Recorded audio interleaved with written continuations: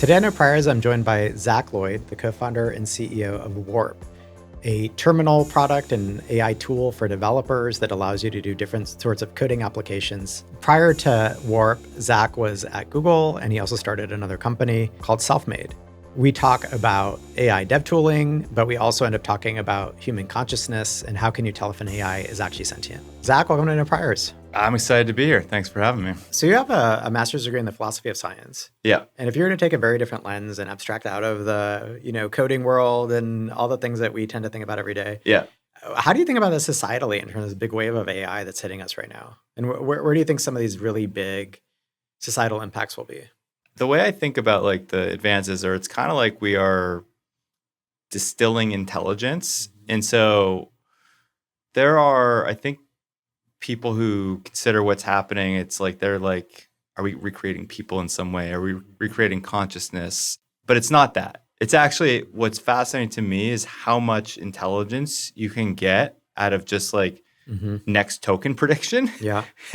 And like, what does that say about the way that our minds work? Something I'm always thinking about is like, is this how our brains are working? Are we doing next token prediction? And I don't think so. Like, I think that there's gonna be some further AI unlock. There's actually a book about this that I think is really interesting called Blind Sight. It's like this sci-fi book where they separate consciousness from intelligence. Yeah. And basically humanity meets a spacefaring civilization, or civilization is overstating it, a spacefaring intelligent being that's not conscious. Yep. And what are the implications of that? And how do you think about that? And how do you communicate with that? Are you basically saying that that's kind of your view of AI right now? I think that's what it is at the moment. It's like we've distilled intelligence or something that like from like an instrumentalist or like functional perspective is able to do things that we recognize as intelligence, but it's totally mechanistic. And I don't think anyone who's looking at this thinks that there's any aspect of consciousness to it. I think that's like a very confusing thing for people. Yeah. Because the classical test for this was known as the Turing test, right? Totally. And so the idea there is if you can't tell the difference between interacting with a computer and a person, then that computer effectively has met the intelligence bar of a person. Yeah. But in our interactions with this type of AI, we're having in some cases, it feels like very deep conversations. We're asking about relationships. We're asking about all sorts of aspects of our own lives. And it's giving very cogent answers, right? Totally. That make a lot of sense. Yeah. And so there's this interesting separation of, again, consciousness and intelligence. Right. Is that how you interpret that is how I interpret it. And the Turing test is passed. It's what's crazy to me is like we just passed it and no one seemed to care. So what do you think is the next test, or what is the right test? Like, how do we actually test for consciousness? Yeah. God, I don't have a good. I mean, that's a super deep philosophical question that I don't have a really good answer for. I mean, it should be mechanistic, right? The Turing test was very mechanistic. Yeah. And I mean, there's other tests we had before of what we would consider super intelligence, right? Can it beat us at chess? Then it'll be super smart. Can it beat us at Go? Can it beat us at different things? Video games, etc. We keep coming up with new tests that these things pass. And then we keep saying, well, it's not conscious. What would you want to see from something which is like running a computer program to make you believe that it had consciousness? Are you looking for certain behavioral characteristics? Sure. Or is the problem that if you really understand the mechanism by which it's working, that you will never credit it as being conscious, which is crazy because humans, I mean, at least my belief is that it's also there's a mechanistic thing that's happening. Sure. Yeah, you're running some form of math in your brain. And it may also just be like matrix math and some sort of like series of compounded functions, which is basically all you're doing in a neural net, right? Right. You're just recursively compounding functions in Totally. some sense. So, it's an interesting question because if you look at memory as an example, is memory a predicate for consciousness? Not really, right? There's people who've lost the ability. And lose without exactly. Yeah, exactly. And these models basically are brought up, they are fed a stream of tokens, they output a stream of tokens, and they're shut down. Yeah.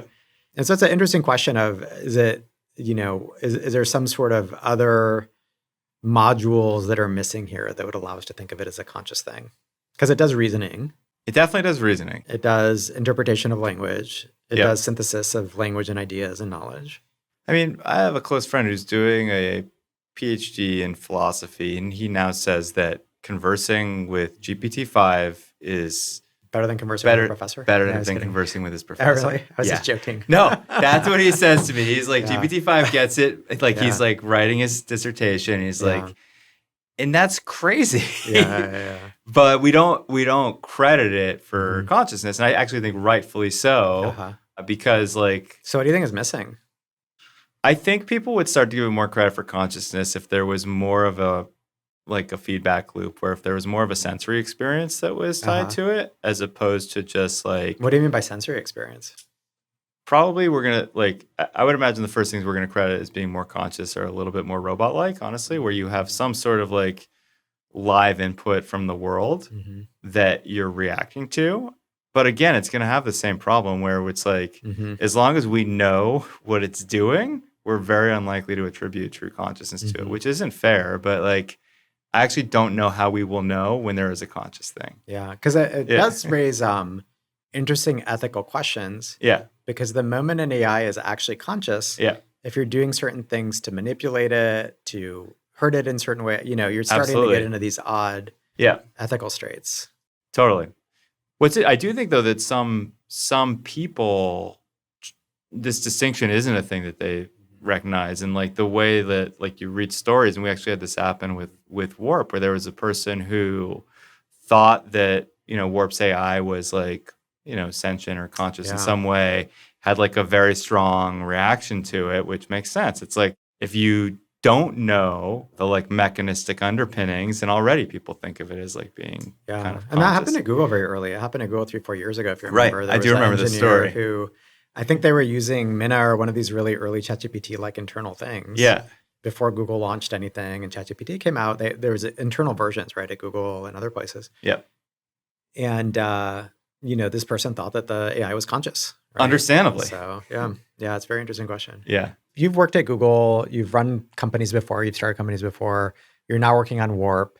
Can you describe what Warp does and how it's different from other tools or companies in the world? Yep. So Warp is what we call an agentic development environment. It's grown out of the terminal. The basic concept of the app at this point is it's a platform for telling your computer what to do. You can sort of tell it in terminal commands, which is Warp's original product, or you can tell it in English. And if you tell it in English, it launches an agent, and the agents can do all manner of development tasks, whether it's coding or setting up a project or debugging while your server's crashing. And so it's a very like horizontal, general purpose, and I think unique interface for developing with agents. And so a lot of the other coding tools out there are either just kind of a web interface, Yep. or they're doing like a cognition, or there's things like Cursor and others where they're like an IDE as a starting point. Yep. Obviously, Anthropic and Claude have their own approach. What do you think is the benefit of doing the terminal and starting there as sort of the launch point for a lot of these products? The competitors are typically like VS Code clones. They all have a sort of IDE centric approach. Or if you're taking a terminal centric approach like Claude Code, the most common thing is it's just like a pure text based terminal app. The advantage of being at Warp's layer is like you get the command line interface, but we're the outer app. And so we can do things with the developer experience and the UX. Like we can have editing features where we think it's appropriate. We can build like a code review interface. And so we have complete control, but still the terminal first approach. Yeah, and you folks have been growing really well. Like, so you're close to 1 million MAUs. You're doing something like 1 million in new revenue every 7 to 10 days. And Yeah. like outstanding growth. It's cool. Are there specific features or use cases or things that are really driving this adoption? Yeah, I think the biggest thing was moving into the coding market, to be honest. Like for a long time in Warp's history, we were kind of known as the AI terminal, which is cool. And like we supported terminal use cases really well. Like, how do I do this thing with Docker or Git? But the action is in coding, and like most development activity, one way or the other, is touching a code base. And so we really started to inflect when we launched a great coding agent, Mm-hmm. which was like 3-4 months ago, honestly. So that's been the biggest change. And how do you think about the different parts of the coding market? There's vibe coding, there's professional code. Like, there's all just one thing? Are these separable things? Or I think it's pretty separable. So for Warp, our target is pro developers building like software that's economically meaningful. So we really want to like focus on actually people who are using agents to build kind of hard apps, apps that might like go into your Mac dock or be pinned as a Chrome tab, as opposed to vibe coded apps where I think it's more of a long tail play. And so I do think, by the way, it's awesome that anyone can code at this point, but I think if you look at where most of the value is in the software market, it's not in those long tail apps. It's in like a relatively small number of apps that are super heavily used. And that's my background. Like I worked on one of those apps, Google Sheets, and just like I have a lot of passion in terms of helping people build real apps. It's much harder, by the way. Like I think it's relatively straightforward at this point for a good agent to like, with relatively few prompts, build like a web app. It's much harder to apply these agents successfully to pro code bases. So that's where we're focused. So I guess one really interesting macro question for me is, where is all this heading? Yep. And if you look at it, ChatGPT launched in November of 22, so 3 years ago or so. Yep. At the time, there was predictions that AI would take over the world and we'd be running down the light cone, and within 5 years, like everything will change, and human activity would be subsumed by AI. And there's the old saying in technology that less happens than you think in 3 years and more happens than you think in 5 years. Yep. And as you think forward in terms of all these different tools and all these different use cases and vibe coding versus professional coding and the role of a software developer, where do you think we are in 2-3 years? Yeah, so the way that I'm thinking of it is there's sort of 3 phases here. For most of my career, we were in like the world of develop by hand is how I talk about it. So my workflow then was like I would open up a code editor, I would find files I want to change, I would type some code. I'd have some assistive features, and then I would go back to the terminal and I would type commands to build that code. And I think we're switching away from that to something like develop by prompt, where I start most of the coding tasks that I do right now by prompting an agent, and that agent does some work. And I think there's a third phase, which is like automated development. Honestly, I think that's like kind of the bigger market here, and why people are so excited about this space is you can actually use these agents to automate some parts of the software development process.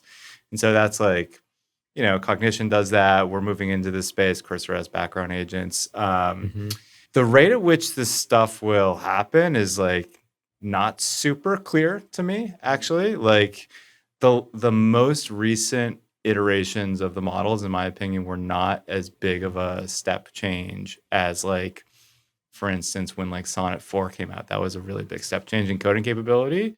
I think there's going to be a mix of interactive and automated pieces of development for a while. I would guess like, I don't know, it's so hard to know. Like I think within a couple years, you'll have everyone working by prompt, and you'll have some slice of development tasks that are just like in the background, like a server error comes in or a new ticket, a user report comes in, something is automatically done, but I don't think it's going to be everything. I'd be very surprised. So you don't think there's a point at which, all of coding activity just becomes agents doing it, and then there's like a human who's kind of giving high level directions, like a product manager kind of thing, or an eng manager, and maybe. I mean, honestly, maybe. Yeah. Like I think it'd be silly for us not to like build the infrastructure to enable that. I don't know the time frame, but I do think we're going towards something like that. What I really don't think though is like engineering expertise is going to become devalued. Sure. So I think it's actually, in the short term at least, it's more important to know what you're doing as an engineer than it ever has been.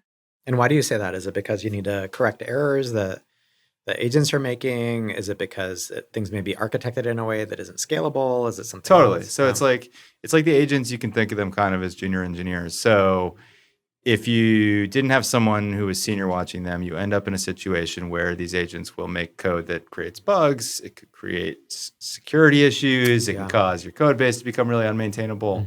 And so there's actually like a premium right now on these senior engineering skills where you can architect, where you can review code, you can make sure the system doesn't degrade. And so again, if I were like early in my CS career, I would be racing towards building that expertise. Where you don't want to be, I think, is like someone who is just like perpetually in the junior engineer state, because I do think that's at risk. And then how do you think about different security tools? So for example, there's tools like Socket or Snyk or others who are basically looking at, whether code has, or open source packets or other things have vulnerabilities in them. Or they're looking at different aspects of security holes for code in general. Do you think that just becomes part of these coding tools, or do you think there will always be this sort of standalone companies? I'm just sort of curious how the overall... It's an awesome question. So I think tools like that become more important. I think anything that does like either automatic security analysis or automatic verification, I think actually like languages like Rust, things that have stronger guarantees around safety by default, where you don't need to rely on like a human reviewer, become more valuable. Whether those things like get integrated or bundled into the coding agents, I actually don't have a strong take on. I'm curious if you have a take, but no, I think that the actual fundamental problem becomes more important. Yeah. Yeah. What do you think gets bundled? What's that? What do you think gets bundled? Like what sorts of tools do you think? Because there's this whole world of dev tools. Yep. And there's a security aspect of it, but there's lots of others. There's design related things. There's a huge spectrum. Yep. What do you think just becomes part of coding tooling? I think there's going to be a class of tools where you sort of start from the front end. This would be things like Lovable or Bolt or Replit or maybe even Figma Make if you're coming from the design side. And you'll have like an all-in-one platform for build an app or even like, honestly, like build a business, like put payments in it. It's like, it's kind of like the evolution of like either a Shopify storefront or like WordPress or Squarespace or something like that. So I think that's all going to be bundled. More on like the core pro developer side, I can't tell if it's going to be a world of like MCPs and integrations and like all these tools sort of interplay. That's one approach. Or it's going to be more like there's enough alpha and like you put all of these things together. And I think Warp is a little bit more like this. Like we're trying to build a single pane of glass, for instance, for doing like local agents and remote agents. Yeah. And if you get a way better developer experience through the bundling, I think that approach could win. But I don't know. Like MCP, I think is a pretty valuable approach as well. But it's not perfect because you end up like with this sort of secondhand data coming into all these tools. Yeah, it's really interesting because if you look at different industries, early in the industry, things tend to be fragmented often, not always. Okay. And then late in the evolution of an industry, things get bundled. Yep. And then when there's a technology disruption, things debundle again and you have point apps and then they start bundling. Yeah. Right? And that's just kind of like the cycle of technology in some sense. Some things though that are vertical right now, like I think will, like for instance, like agentic code review. Take that. To me, that should be part of a like holistic agentic development platform, not so much a standalone thing. So I think some of these verticalized apps, there's just going to be, if you've gone through the trouble of building like a really, really excellent coding agent, which Warp has invested a ton in this, that coding agent should be reviewing code. It would be weird to plug in some other thing that needs to relearn all the context, the rules, the coding convention. So I think there are definitely some things that will be bundled. Makes sense. Yeah, Shreya on my team has put together this matrix of companies versus features in the coding market. And there's a lot of these sort of like single feature companies. And it almost feels like all these things should consolidate into a small number of players over time, just as they iterate through the product. I think so. I think the core technology is like the harness. So the thing that sits around the model. And like, I know the model companies are also investing heavily in this. And then it's like the context. And so if you have the rich context in your system, you're going to find a lot of vertical applications where like, I think security checking is an interesting one. Yeah. Code review is definitely one. Anything CI related, you're probably not going to want to use a bunch of different systems. How do you think about it in the context? If I look at other historical technology shifts, the operating system or the platform often subsumes the biggest apps into itself. So for example, Microsoft OS, eventually they just bundled Windows on top of it. And those were the 4 main apps that were being used the most on Windows, right? And similarly, gaming was the other big app. So that's why they started Xbox and Microsoft. If you look at Google and vertical search, they eventually integrated all the vertical searches into Google directly. Totally. Right. And so in the context of AI, one could argue that if the foundation model companies follow the same approach, they should bundle or at least attempt to bundle some of the biggest use cases. The clearest big use case today is code. Totally. And we already know that Claude or Anthropic has launched Claude Code. OpenAI, almost bought Windsurf. It always had early coding stuff. Microsoft, which we know are building some of their own models, obviously have GitHub and Copilot and all that. And so do you think eventually those become some of the fiercest players in this market? Or how do you kind of view forward-looking shifts in the market and where some of this functionality goes? I mean, I do. And I think they're clearly trying to do that playbook right now where they are seeing like, okay, if you consider them platforms and they're looking at what are the most valuable applications that are being built on top of the tokens, they are moving aggressively into coding with Claude Code and Codex, which definitely is like, as a startup, is a little bit scary for sure. The question is like, do they have like that distribution advantage that say Microsoft had, where if everyone's using Windows or everyone's coming to Google for the front door, I think it's pretty easy already to add on the first party app in place of the ecosystem.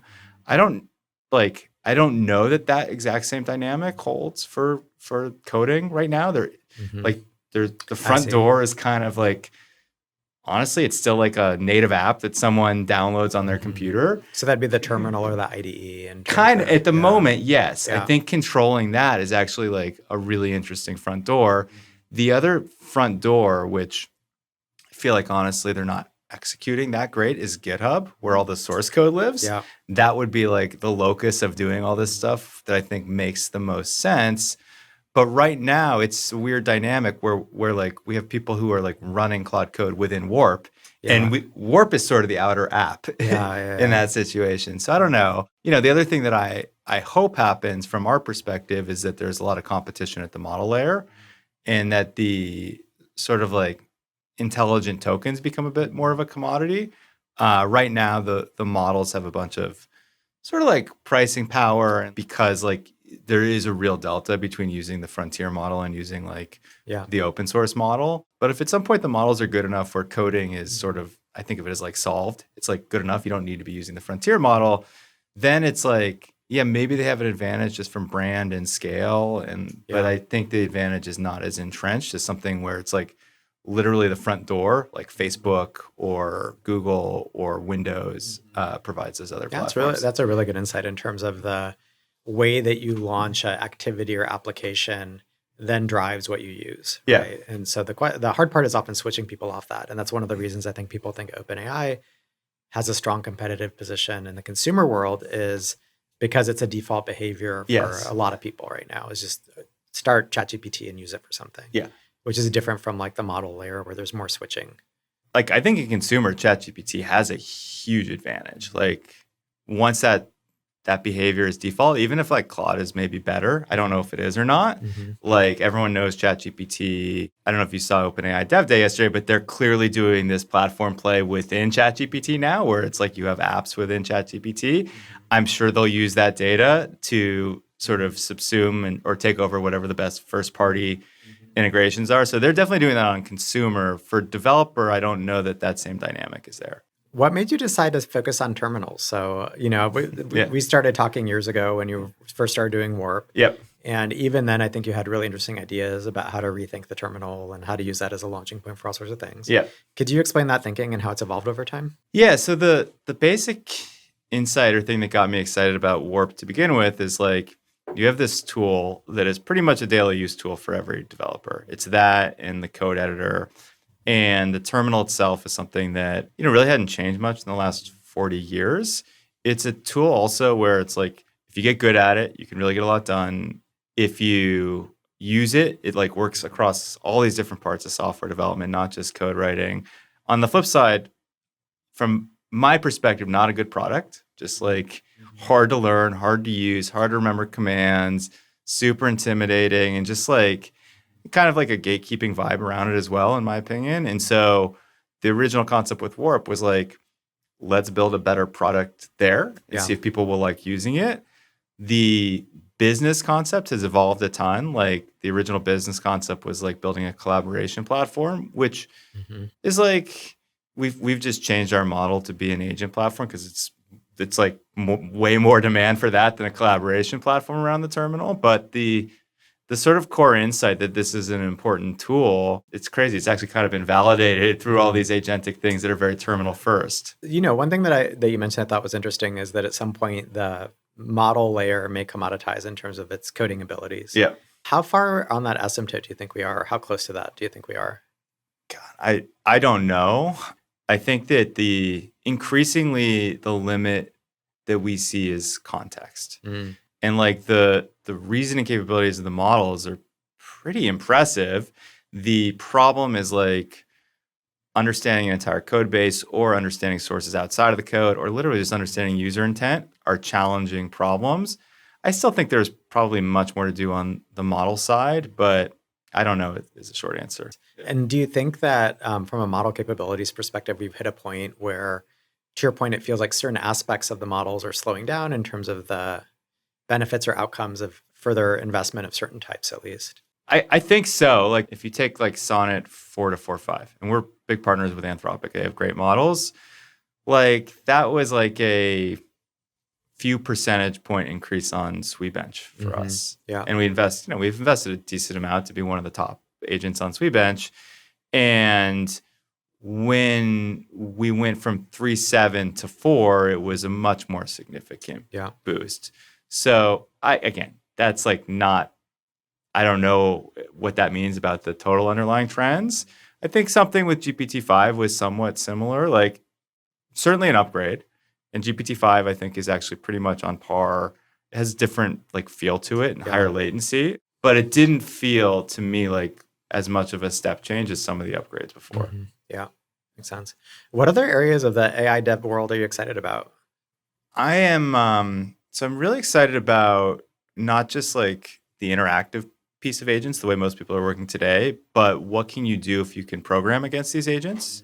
And so, for instance, it's like if you have a version of Warp that's like headless, for instance, you can put it in CI and you can start to do crazy things where it's like, okay, every time someone updates the code, make sure the documentation stays up to date.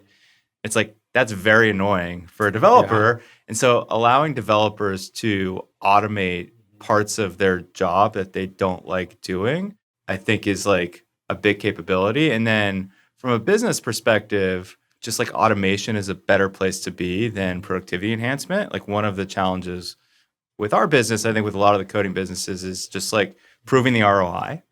Like, and there have been these studies that show like, you deploy this stuff on real code bases, it's kind of unclear if it's actually having an impact.